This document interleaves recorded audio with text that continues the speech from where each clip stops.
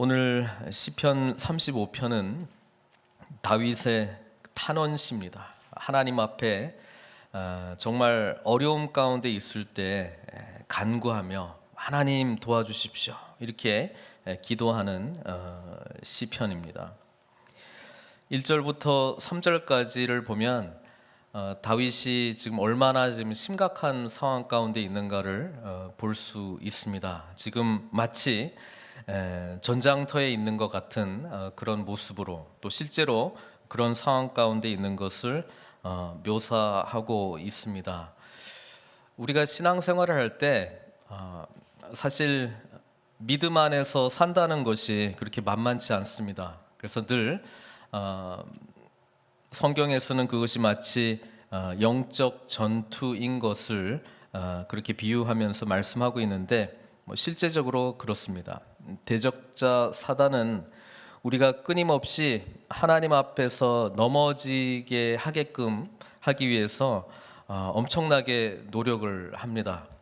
때로는 그것이 우리로 하여금 영적으로 무감각하게 만들어가지고 예배 생활, 기도 생활, 또 말씀 생활, 또 진정한 친교 이런 것과 거리를 점점 멀어지게 하는 그런 방법도 있지만 직접적으로 피부에 와닿는 것처럼 이렇게 막 왜 또 이런 일이 자꾸 일어나는가 하는 것처럼 마치 그 전쟁의 한복판에서 많은 화살과 창과 칼과 이런 실제적인 공격을 당하는 방법으로도 우리를 무너지게 한다는 것이죠.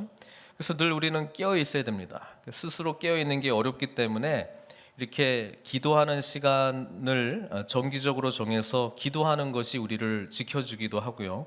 또 무엇보다도 나를 위해서 중보하는 그런 사람들이 우리 주변에 많이 있을 때에 무뎌지거나 아니면 너무나 큰 엄청난 이런 공격으로부터 우리를 지킬 수가 있습니다.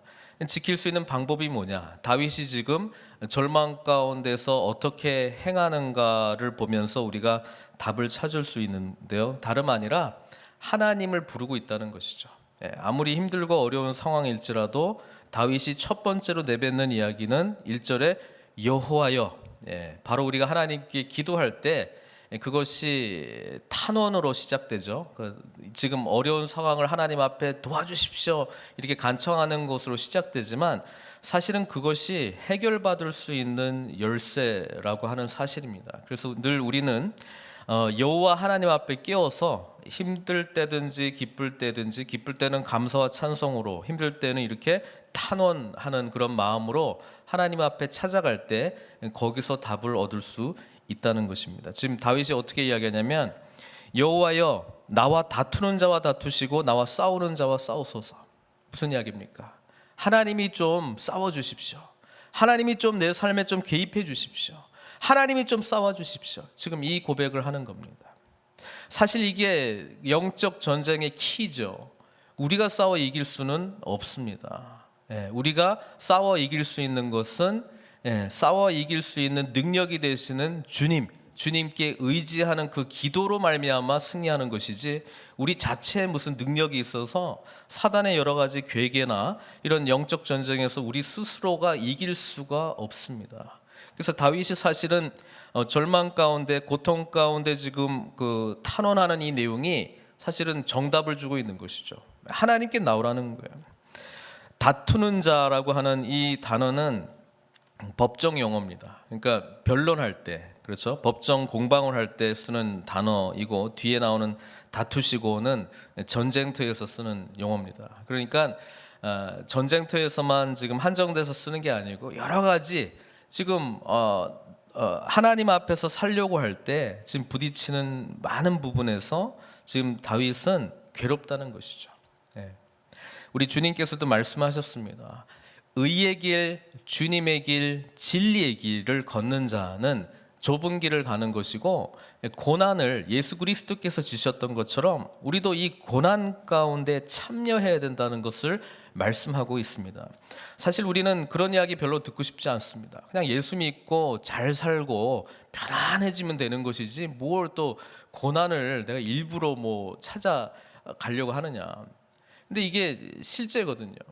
왜냐하면 하나님 뜻대로 살아가는 것을 세상이 그렇게 만만하게 좋아하지 않습니다. 그래서 여러 가지 가까운 사람들을 통해서 하든 뭐 우리의 사업체를 통해서 하든 실질적인 어떤 관계를 통해서 하든 우리를 힘들게 할 거예요. 그런데 아셔야 되는 게 이것이 주님의 영광을 위해서 받는 고난이라면 이걸 통한 하나님의 깊은 축복과 영광이 있다는 것을 우리는 믿음으로 나아가야 된다는 것입니다.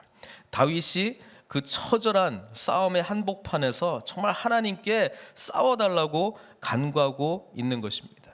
우리도 이 고백을 해야 된다는 거예요.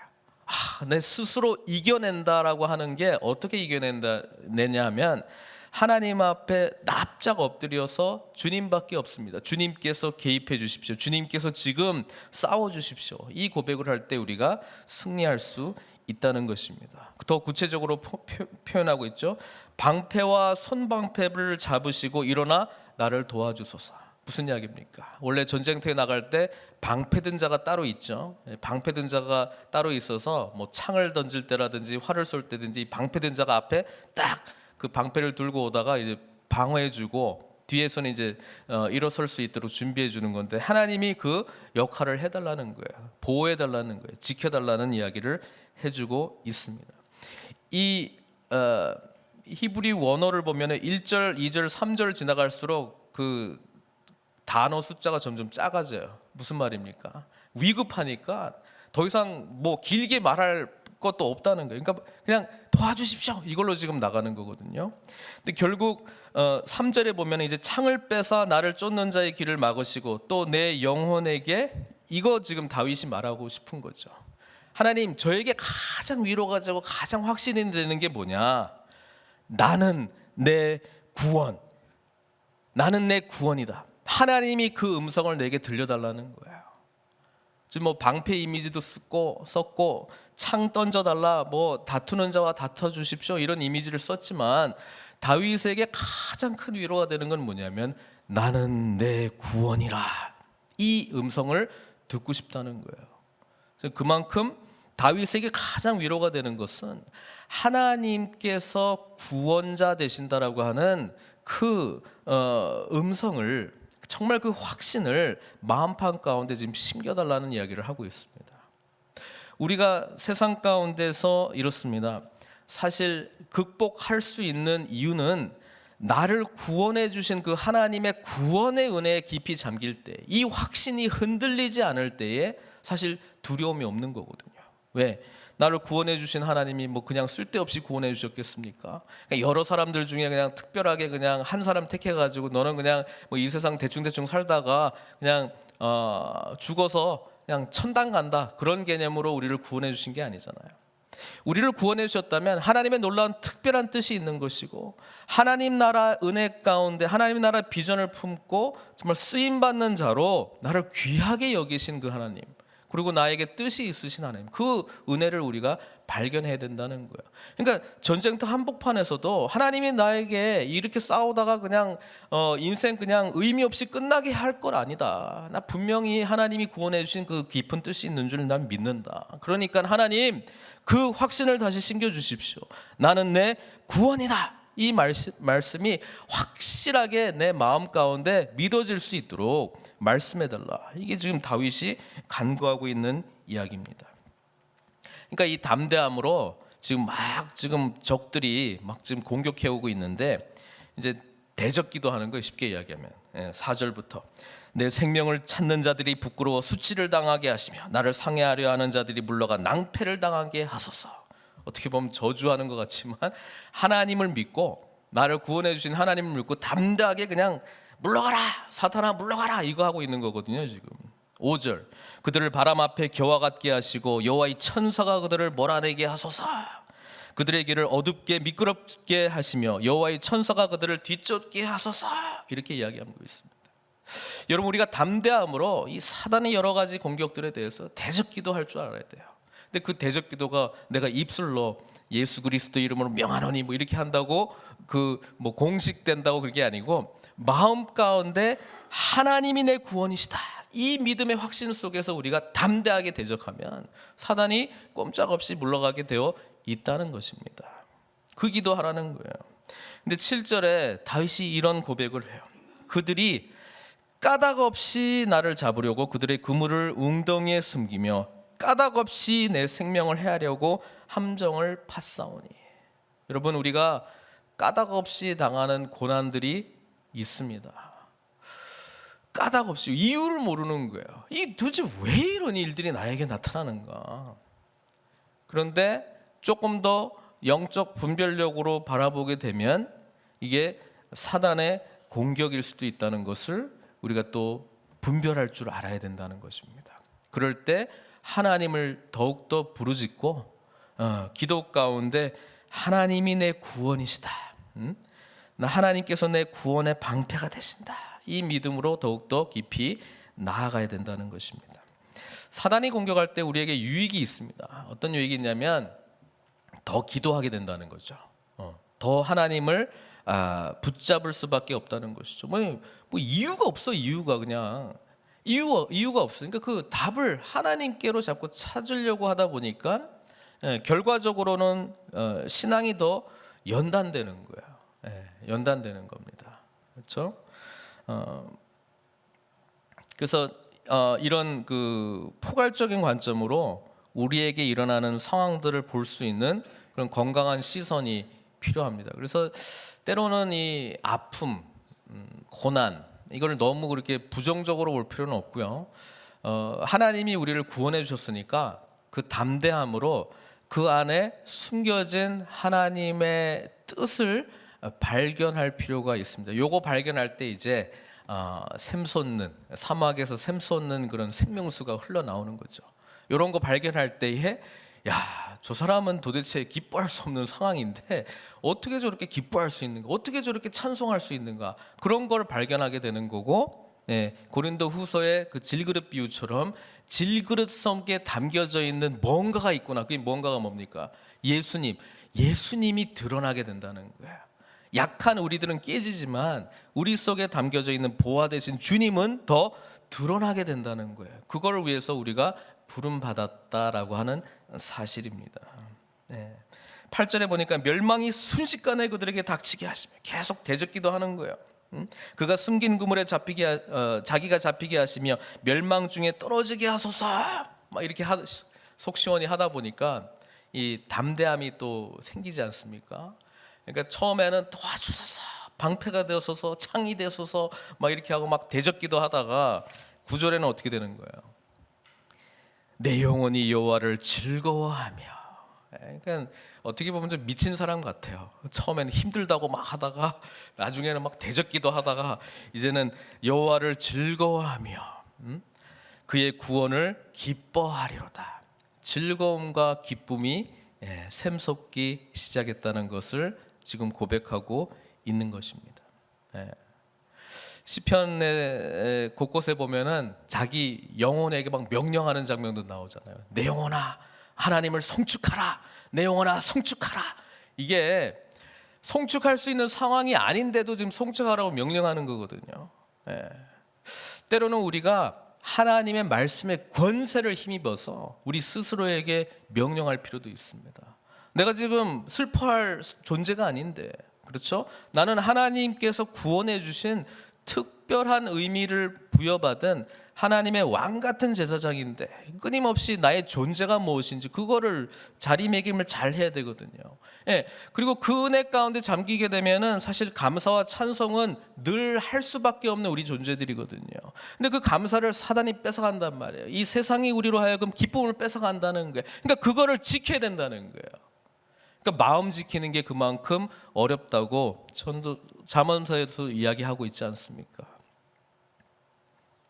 다윗이 가지고 있는 키는 언제나 하나님 앞에 납작 엎드릴 수 있는 그런 훈련이 늘 되어 있었다는 것이고 거기서 회복이 있었다는 겁니다. 내 영혼이 여호와를 즐거워하며 그의 구원을 기뻐하리로다.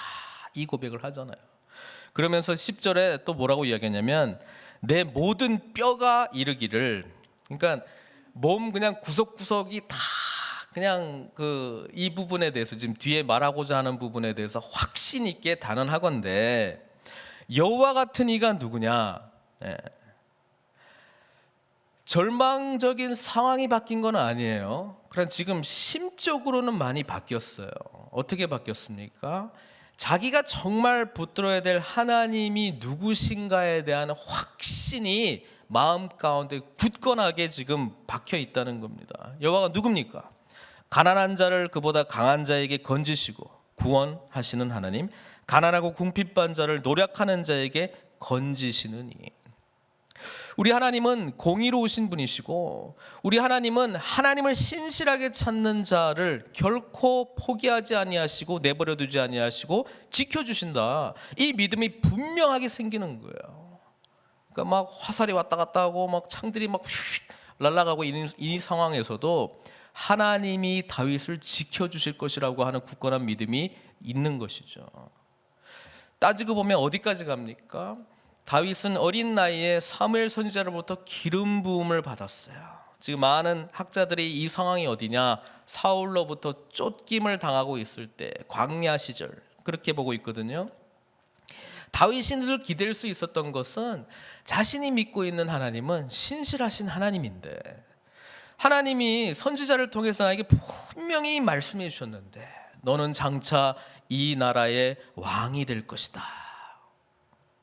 근데 자기의 현실은 왕하고는 너무나 거리가 먼 상황 아닙니까? 그때 우리는 에이씨 하나님 없어, 그런 게 어딨어, 뭐 이럴 수 있잖아요.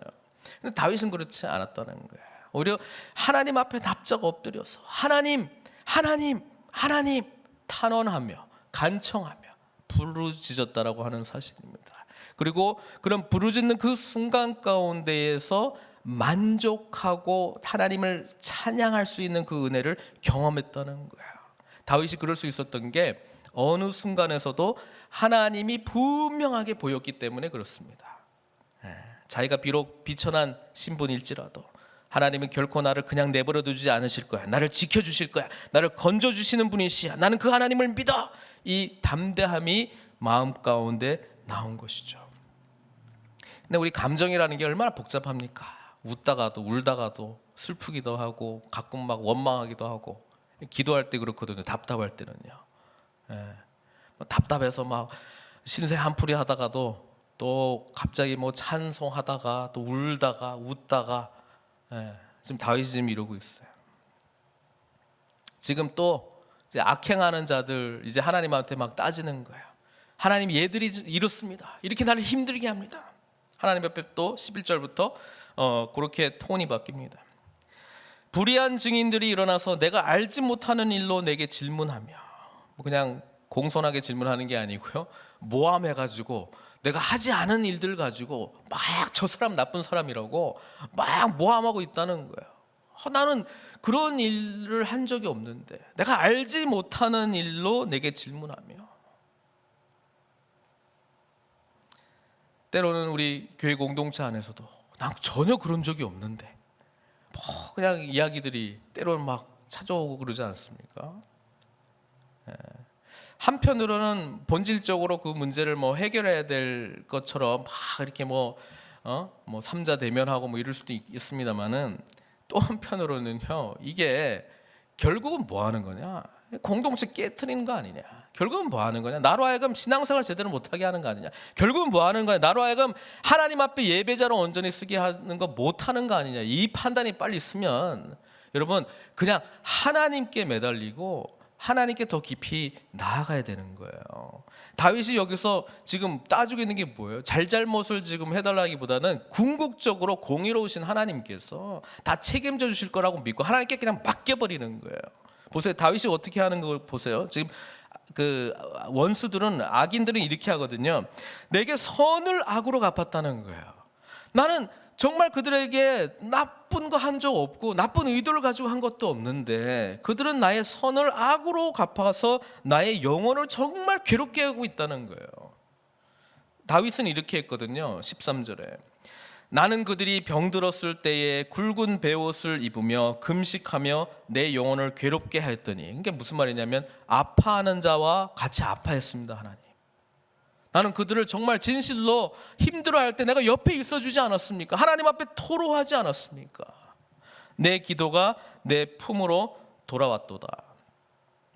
두 가지 해석이 있는데, 하나는 영어 NIV 번역처럼 When my prayers return to me unanswered, 그 뒤에 절하고 연결시킵니다.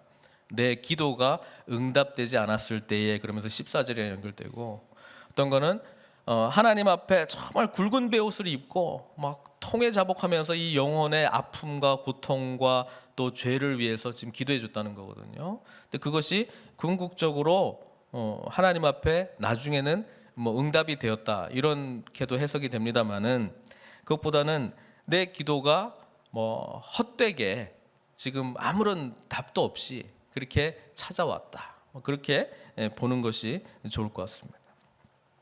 14절, 내가 나의 친구와 형제에게 행함같이 그들에게 행하였으며 내가 몸을 굽히고 슬퍼하기를 어머니를 곡함같이 하였도다. 다윗이 뭐 했냐면은 우는 자와 함께 같이 울고 내 이웃 사랑하기를 내 몸같이 사랑하라, 이거 했다는 거예요.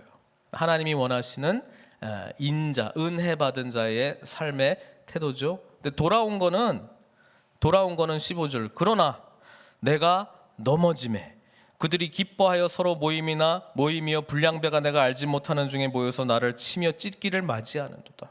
이들이 오히려 나를 공격하고 비방하고 나쁜 사람이라 그러고 막 내가 없던 일도 지어내면서까지 나를 공격한다는 거예요. 다윗이 지금 하나님의 뜻대로 살다가 이런 알지 못하는 고난을 당하고 있는 삶에 대해서 지금 이야기하고 있는 거예요. 우리 주님께서 나중에 뭐라고 이야기하셨겠어요? 내가 다 안다. 나도 그거 다 겪었다. 내 제자 중에 한 명 나 배반했고, 그렇게 뭐 호산나 다윗의 아들이여 뭐 고쳐주소서 그렇게 찾아왔던 사람도 야 순식간에 그냥 나 몰라라 하고 못 박아라, 십자가에 죽여라, 다 그러더라. 이게 왜 그러냐? 근본적으로 우리가 하나님과의 관계가 깨진 인간들이니까 죄가 어떤 식으로인지 어떤 모양으로 나타날지 모른다. 다윗이 앞으로 우리 그리스도께서 친히 고난당하신 그 모든 것을 지금 다 겪고 있는 것이죠. 다윗 자체에게는 괴로움이지만 오히려 뭐예요? 그리스도의 마음을 알게 되는 것이죠. 우리로 하여금은 또 뭘 깨닫게 해줍니까? 그리스도의 고난에 참여하는 게 이런 길을 가는 거구나. 그냥 하나님 앞에서 선한, 또 사람들 앞에서 선한 삶을 살다가 그래도 그냥 뭐 이유도 없고 뭐 근거도 없는, 때로는 비방도 들을 수도 있고, 그렇죠? 그렇게 내가 힘들 때 같이 도와주고 기도도 해주고 위로도 해주고 그렇게 잘해주셨는데도 그냥 언제 그러냐는 듯이 그냥 이럴 수가 있구나. 이게 인간이라는 거야, 이게. 그러니까 인간에게 소망을 두는 게 참 그게 힘든 거예요. 우리 지체들은요, 하나님처럼 당신을 그렇게 믿었더니 이런 존재가 아니고요, 그냥 끊임없이 우리가 하나님 앞에 은혜를 받은 대로 사랑을 베풀 존재들이라는 것을 빨리 인식하는 게 좋습니다. 다윗이 이 산전수전 다 겪지 않습니까? 뭐 이 광야길도 거치고 또 왕궁에 들어와서도 가정 풍비박산 나고, 또 자기 아들 압살롬이 뭐 그 반란 일으켜서 왕궁에서 나가야 되고, 그러면서 나갈 때 대했던 사람, 돌아올 때 대했던 사람, 틀린 거 다 보고 뭐 이런 거 다 보잖아요. 다윗이 그 모든 과정 속에 깨달은 게 하나 있죠. 그게 뭐냐면 참 인간은 믿을 대상이 아니구나. 그거 확실하게 깨닫습니다. 그러니까 나중에 어떻게 하냐면 그 은혜를 그냥 베풀어요. 사울의 종 시바하고 무비보셋 기억나시죠? 다윗이 얼마나 선대했습니까? 근데 다윗이 왕궁에서 나오려고 할 때 무비보셋은 안 따라온 것처럼 막 시바가 그냥 거짓말 했거든요. 그러니까 그래? 그러면 무비보셋 있는 재산 다 네가 다 해. 이렇게 했거든요. 근데 돌아올 때는 무비보셋이 막 수염도 안 감고 나타났거든요. 뭐냐면 아니 나는 절름발이니까 아무도 챙겨주는 사람이 없어 제가 못 따라왔습니다. 제가 왕이 나간 동안에 내가 슬퍼하면서 얼마나 내 마음을 괴롭게 했습니까? 그렇죠? 저 시바 그 시종이 거짓말 해가지고 내가 이렇게 됐습니다. 다윗이 그때 어떻게 합니까? 뭐? 네가 그랬어? 이렇게 한 게 아니고요. 그래? 반반 갈러 이렇게 하잖아요. 이게 무슨 이야기냐면 우리 인간이라고 하는 거는 언제든지 넘어질 수밖에 없는 존재들이다. 그 다윗이 사람의 연약할 때를 그 사람의 기점으로 잡지 않습니다. 사람이 하나님과의 관계 속에서 온전할 때를 기점으로 잡습니다. 그러니까 은혜를 베푼 게 뭐냐면 우리는 끊임없이 은혜를 받을 수밖에 없는 존재들이구나. 은혜를 받아야 변화가 되고 은혜를 받아야 그 사람이 성숙해지고 은혜를 받아야 우리가 사랑으로 하나 되고 은혜를 받아야 우리가 하나님께 나아갈 수 있구나. 내가 내 기준으로 저 사람이 이래서 이랬지, 저 사람이 이래서 이랬지, 다 나와. 너희들 다 심판받고 재판받고 너 가장 낮은 모습에서 내가 끊임없이 다 파고 헤쳐가지고 네가 얼마나 추악하고 더러운 사람인지 내가 다 드러낼 거야. 이거 가면요 밑도 끝도 없는 거예요. 그리고 설령 한들 그 공동체는 뭐예요? 답 없는 거예요. 무슨 공동체 되는 거예요? 그 공동체는 깨진 공동체로 가는 거죠. 하나님 앞에서 그래서 지금 이 다윗은 주님 앞에만 매달려 있습니다. 그러면서 17절에 하나님 속히 개입해 주십시오 이렇게 기도하지 않습니까? 주여, 아니 9절에는 즐거워하고 찬양했더니 조금 지나도 이 사람 마음이 이렇다는 거예요. 주여, 어느 때까지 관망하시려 하나이까? 도대체 언제까지입니까 하나님? 이제 또 답답함이 또 차고 올라오는 거죠. 하나님 언제까지입니까? 내 영혼을 저 멸망자에게서 구원하시고 내 유일한 것을 사자들에게서 건지소서. 답답합니다. 구원해 주십시오. 저는 이 35편 보면서요 우리 인간의 연약함을 봅니다. 때로는 막 은혜 받았다고 막 감사하고 찬송하고 모든 것 다 해줄 것처럼 나오다가 한순간에는 그냥 도대체 언제까지입니까 하나님? 언제까지 이 상황이 계속돼야 되는 거예요? 그게 우리 인간이라는 거예요. 그러니까 옆에 있는 지체들이 뭘 해줘야 되냐면 하나님 앞에 잘 나가고 있을 때 그 은혜로 섬기시고 도와주셔야 되는 거예요. 가시돋친 이야기하고 가시돋친 반응을 보일지라도 그때 품어줘야 되는 거예요. 그러니까 하나님 그때 은혜 주신 거 아니겠어요? 18절 아까 16절 제가 안 했지만 그들은 연회에서 망령되이 조롱하는 자같이 나를 향하여 그들의 이를 갈도다. 참 얼마나 기가 막히겠어요. 내 힘들 때 도와줬는데, 내 힘들 때 같이 아파해 줬는데, 너 어려울 때 내가 그렇게 같이 힘써주고 있는데 네가 내 앞에서 이를 갈어? 네가 나를 모함해? 그것도 하지도 않은 일을 가지고 말 만들어내? 야, 어떻게 그럴 수가 있나? 나를 조롱해? 그것도 모든 사람들 앞에서?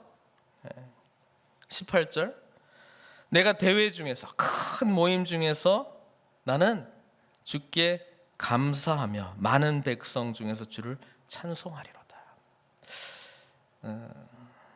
다윗이 꿈꾸는 하나님과의 만남이 있죠.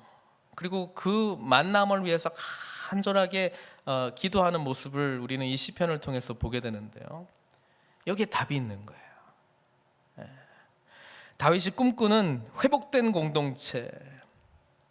내가 이 숱한 고난의 길을 넘어왔을지라도 내 입술에는 오직 주를 찬송하며 감사하는 입술이 나올 것이다. 하나님을 향한 이 온전한 믿음, 이것이 우리 공동체를 온전하게 회복시켜주는 그런 은혜의 증거로 내가 삼으리라. 그 고백으로 지금 이렇게 이야기를 하고 있는 것입니다. 사랑하는 성도 여러분, 우리 이제 이 땅에서 주어진 삶이라고 하는 게 뭐 길게 볼 수도 있지만은 그렇게 길지 않습니다. 이 주어진 삶 속에서 하나님 앞에 신실하고 흠없는 모습으로 우리가 나아가야 되지 않겠습니까? 그러려면 다윗의 기도를 배우시고 깊이 묵상하십시오. 답답하고 힘들 때 다윗의 이 탄원시들을 깊이 묵상하십시오. 이 감정의 소용돌이 치는 이 고통 속에서 어떻게 지금 헤쳐나오려고 하고 있는지 다윗의 영혼과 우리 영혼이 하나 되기를 바랍니다. 그럴 때 흔들리지 아니하시고 불변하시며 신실하신 그 하나님이 계시다는 것이 너무나도 분명하게 보일 줄로 믿습니다. 그 고백으로 함께 아름다운 공동체 만들어가며 늘 하나님께 감사하며 찬송하시는 저와 여러분들 되시기를 주님의 이름으로 축원드립니다. 기도하시겠습니다.